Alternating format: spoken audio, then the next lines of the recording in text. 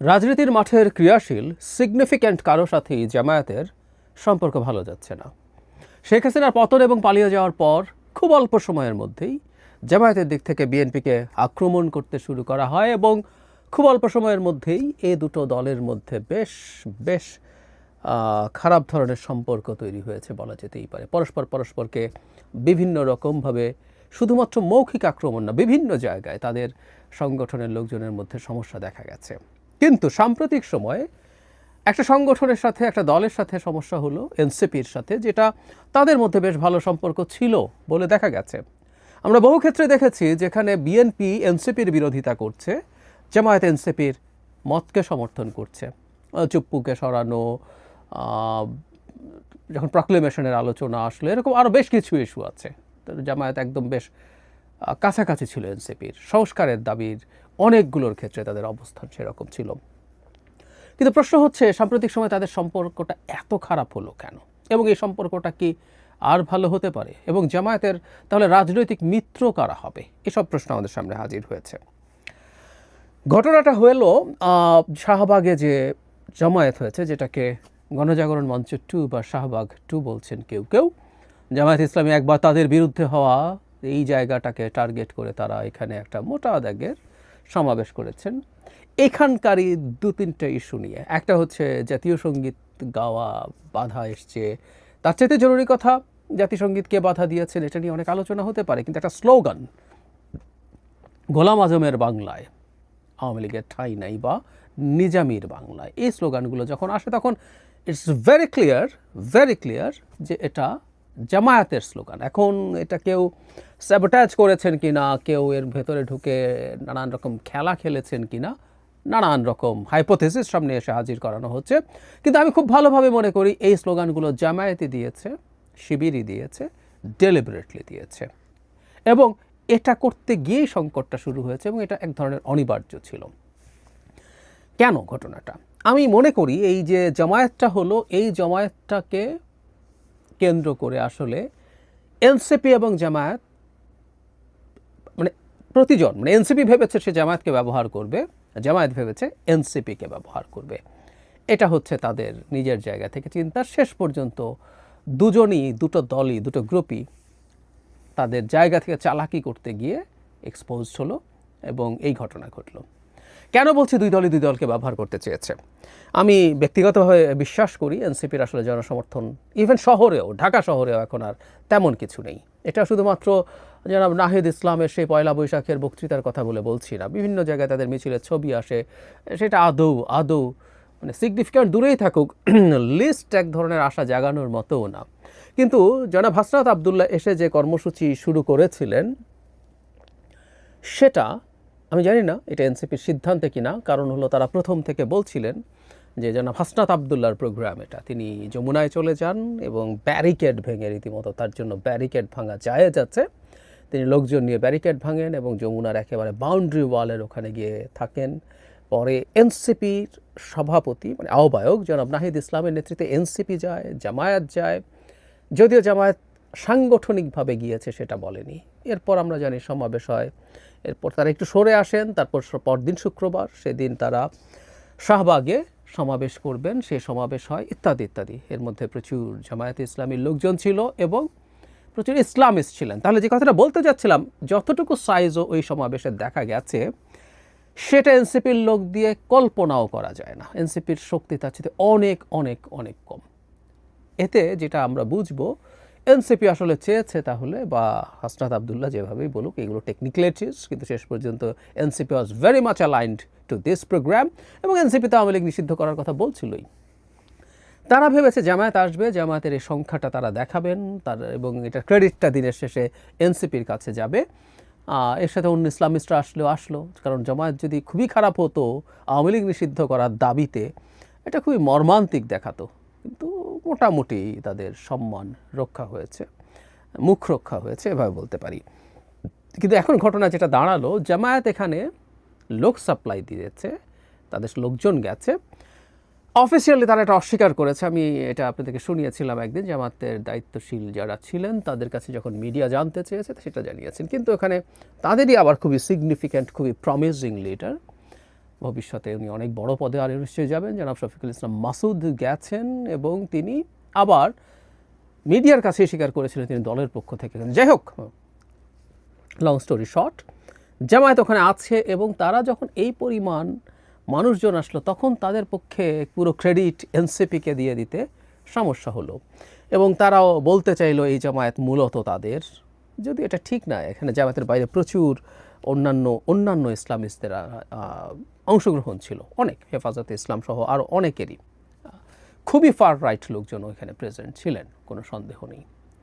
ফলে যেটা দাঁড়ালো, তারা আসলে তাদের অবস্থান জানান দিতে চেয়েছেন এবং এত বড় একটা জায়গা হলো, এবং আমি বলছি এই কথাটা, তাদের তো একটা ট্রমা আছে। আগের গণজাগরণ মঞ্চ তাদের নেতাদের জন্য কি করেছিল এবং সেই গণজাগরণ মঞ্চের মাধ্যমে অবশ্যই তাদের নেতাদের বিরুদ্ধে বেশ অবিচার হয়েছে, অন্যায় হয়েছে।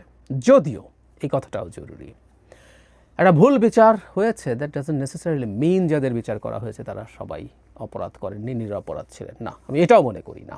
প্রসিডিওরাল অনেক রকম ভুল ছিল, সেই ভুলগুলো যদি ঠিকঠাক মতো করা হতো ভিন্ন আলোচনা আমরা করতাম। যাই হোক, সো তাদের সেই ট্রমাটা যখন আসে থাকে, তখন তারা এইখানে যখন আবার সেই জায়গা, সেই ঐতিহাসিক জায়গায় এসে তাদের ইচ্ছে হতেই পারে যে স্লোগানটা দেই এবং তাদের অবস্থান জানান দেয়া, কারণ এই সমাবেশের ক্রেডিট এনসিপিকে তারা দিয়ে দিতে চাইবেন পুরোপুরি, সেটা নাও হতে পারে।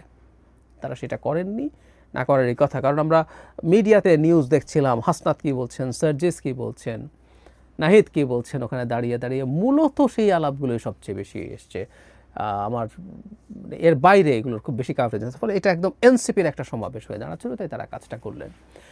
এখন ডিজাস্টার বেঁধে গেল যে এই সমাবেশে যখন গোলাম আজমের বাংলায় আলাপ আসলো, মানে গোলাম আজমের বাংলা, মানে গোলাম আজম পূর্ব পাকিস্তানি চেয়েছিলেন বা জামায়াতও চেয়েছিল, তাদের আবার বাংলা ছিল, এটাও খুব হাস্যকর। যাই হোক, যখন এই আলাপটা আসলো, এটার মারাত্মক রিয়াকশন চারদিকে শুরু হয়েছে। মানে এটা এনসিপিকে বুঝতে হবে। এর আগেও তারা একবার এই কাজটা করেছিলেন, উইচ আই অ্যাপ্রিসিয়েটেড। আপনাদের মনে থাকতে পারে, আমি একটা ভিডিও করেছিলাম এটা নিয়ে। তখন নাগরিক কমিটি ছিল এবং নাহিদ ইসলাম তখনও উপদেষ্টা ছিলেন, আমি ভুল না করে থাকলে। তখনও জামায়াতের বিরুদ্ধে জনাব নাসির উদ্দিন পাটোয়ারিকে কথা বলতে শুনেছি, নাহিদ ইসলামকে কথা বলতে শুনেছি। তারা জামায়াত থেকে তাদেরকে এক ধরনের ডিটাচ করার চেষ্টা করছিলেন।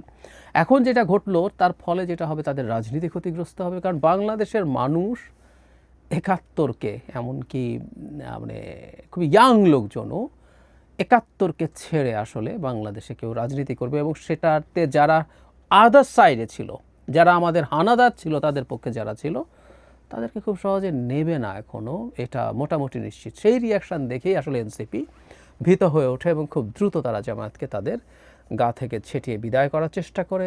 প্রচুর ঘটনা ঘটলো, ব্যক্তিগতভাবে অনেকেই মানে একযোগে প্রায় নেতাকর্মীরা এখানে স্ট্যাটাস দিলেন। তারপরে যেটা করলেন, তারা রীতিমতো ফর্মাল স্টেটমেন্ট দিয়েছেন। সেটা হলো একদম খোলাখুলি যে আমরা দ্ব্যর্থহীনভাবে বলছি, এনসিপির কোনো সদস্য আন্দোলনে দলীয় স্লোগান বা জনপদের স্লোগান ইতিহাস বিরোধী দেয় নাই, এনসিপিকে সঙ্গে জড়ানো অহেতুক বলছে। বরং তারা যেটা বলছে যে ঐতিহাসিক মানে ৭১-এ যারা ৭১ সালে এই জনপদের মানুষের জনযুদ্ধের বিরুদ্ধে অবস্থান নিয়েছিল, যাদের বিরুদ্ধে গণহত্যায় সহযোগিতার অভিযোগ রয়েছে, আমরা চাই তারা তারা জামায়াতকে ইন্ডিকেট করে তারা নিজেদেরকে অফিসিয়ালি সরিয়ে নিয়েছেন। এরপর আমি জনাব মাহফুজ আলমের সেই স্ট্যাটাস, এগুলো নিয়ে আমরা কথা বলেছি। আমি তাকে এনসিপির মানুষই মনে করি। তিনি বললেন, এরপর জামাত শিবির ছাপিয়ে পড়লো, তিনি আবার ক্ষুব্ধ হয়ে স্ট্যাটাস দিলেন, সেটা শুনলো। পরে তিনি জগন্নাথ ইউনিভার্সিটির প্রোগ্রামে যে ক্রাইসিস কেওস হলো, সেখানে উনি গেলেন, ওনাকে বোতল মারা হলো, ইঙ্গিত করলেন শিবিরের প্রতি। তারপর তার একটা অডিও কল শোনা গেল, যেখানে তিনি বেশ ক্ষোভের সঙ্গে শিবিরকে ক্ষোভ দেখাচ্ছেন। আমি নিশ্চিত নই সেই অডিও কলটা তার কিনা। যাই হোক, এই পাল্টাপাল্টি চলতে থাকলো এবং আমি ধারণা করি ভবিষ্যতে এটা আসলে কমবে না। এখন সমস্যাটা কি, মানে জামায়াত আবার তাহলে চেয়েছিল কেন এনসিপি? জামায়াত তো নিজেও এই ধরনের একটা অ্যারেঞ্জমেন্ট করতে পারতো। জামায়াত আবার ওই যে বলছিলাম এনসিপিকে ইউজ করতে চেয়েছিল। সে চেয়েছিল জামায়াতের কোনো নেতাকে চাইলেই ব্যারিকেড ভেঙে ডক্টর ইউনূসের বাড়ির কাছে যেতে পারতেন, শফিকুল ইসলাম মাসুদ গেছেন, পারতেন? আমি মনে করি না। বা শিবিরের যদি ছাত্রের কথা বলি, সাদিক কায়েম খুবই গুরুত্বপূর্ণ রোল প্লে করেছেন এই মুভমেন্টে, তাকেও কি যেতে দেওয়া হতো? সম্ভবত না। তাহলে তারা মনে করলেন এনসিপিকে দিয়ে এটা যাওয়া এবং বসাটুকু করি, যাতে তারা তাদের এই আক্রমণের শিকার না হন শুরুতেই, তারা কাজটা অর্গানাইজ করে করতে পারেন এবং জামায়াত আবার নিজ নামেও যাতে করতে না হয়, না জামায়াতের উপর খুব বেশি আলো যাতে এসে না পড়ে, এটাও তাদের লক্ষ্য ছিল। কারণ আমি বলেছি রিসেন্ট সময় জামায়াত পশ্চিমাদের সাথে যথেষ্ট আলোচনা এবং তাদের সাথে ডিল করার চেষ্টা করছেন, এইগুলো ঘটছে। এখন সামনে যেটা হবে আমি মনে করি এনসিপি করতে বাধ্য হলো, কিন্তু এনসিপির সামনে বড় সংকট যেটা তৈরি হচ্ছে সেটা হচ্ছে যে প্রোগ্রাম করবে, বাংলাদেশের রাজনৈতিক প্রোগ্রামে কত মানুষ হলো সেটা মানুষ দেখে, একটা নতুন দল বিশেষ করে, এবং ধারণা করা হয় প্রচুর ফাইন্যান্স তাদের আছে, বিভিন্ন বড় বড় শিল্পগোষ্ঠী তাদেরকে টাকা দেন। সেই দলটা যদি লোক না আনতে পারে তার কিন্তু রাজনীতি করা কঠিন হয়ে যাবে। জামায়াতের অ্যাবসেন্সে এটা তাদের জন্য বিরাট বিরাট ঝুঁকির প্রশ্ন।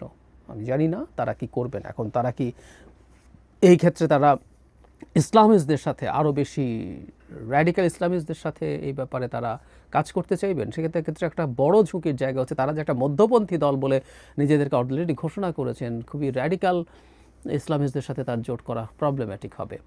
আবার ওদিকে জামাতের ক্ষেত্রে জামাত আমি খুবই দেখছি যে বন্ধুহীন হয়ে পড়ছে। তারা এনসিপির সাথে তাদের এক ধরনের অ্যালায়েন্সের ক্ষেত্রে একটা বড় রোল প্লে করেছেন সম্ভবত এক্স শিবিরের একটা অংশ বেরিয়ে গেছেন, তারা একটা নতুন প্ল্যাটফর্ম তৈরি করেছে, এটা রাজনৈতিক দলে পরিণত হবে সম্ভবত খুব অল্প সময়ের মধ্যে। জোনায়েদ এবং রাফে এরা মূল দুজন, ঢাকা ইউনিভার্সিটির শিবিরের প্রেসিডেন্ট ছিলেন, তারা এখানে এই মুভমেন্টেও খুবই জুলাই এবং আগস্টের যে গণ অভ্যুত্থান সেখানেও তারা খুবই ভালো রোল প্লে করেছিলেন। তারা কাছে কিন্তু আমি ধারণা করি এনসিপির মধ্যে এখনও প্রচুর আইদার এক্স শিবির অথবা ঠিক উভয় স্বীকৃত শিবির নন, কিন্তু ওই ভাবধারার মানুষজন আছেন। তো ওই ভাবধারার মানুষ যারা আছেন তারা এখনও রয়ে গেলেন এবং তাদের দিক থেকে সেই চেষ্টা হয়তো ছিল, কিন্তু সাম্প্রতিক এই যে ঘটনা ঘটলো সেটা দিয়ে সেই বিচ্ছেদটা জরুরি হয়ে পড়েছে। এখন শিবিরের ক্ষেত্রে যেটা প্রবলেমের কথা বলছি সেটা হলো তাদের এখন আরও তারা যদি এনসিপিকে তাদের সামনে রাখতে পারতেন, তাদের সাথে এক ধরনের শিথিল ধরনেরও জোটও রাখতে পারতেন, সেটা তাদের জন্য ভালো হতো। কারণ একটা সেন্ট্রিস্ট ফোর্সের সাথে তার অ্যালায়েন্স, আদারওয়াইজ তার অপশন আছে খুবই রাইটদের সাথে যাওয়া। হেফাজতে ইসলামের সাথে আলাপ করছেন, যদিও তাদের মধ্যে দীর্ঘকালীন বৈরী সম্পর্ক আছে, ইসলামী আন্দোলন বাংলাদেশ বৈরী সম্পর্ক আছে, তারপরও গেলে তাদেরকে আরও বেশি রাইটে যেতে হবে। সেটা আবার জামাতের যে ইউরোপ এবং আমেরিকার ক্ষেত্রে কিছু ক্ষেত্রে কিছু গ্রহণযোগ্যতা তৈরি আছে যে এরা ডেমোক্রেটিক পলিটিক্স পছন্দ করে এবং ওরা অত র্যাডিক্যাল না, সেটা আবার হ্যাম্পার্ড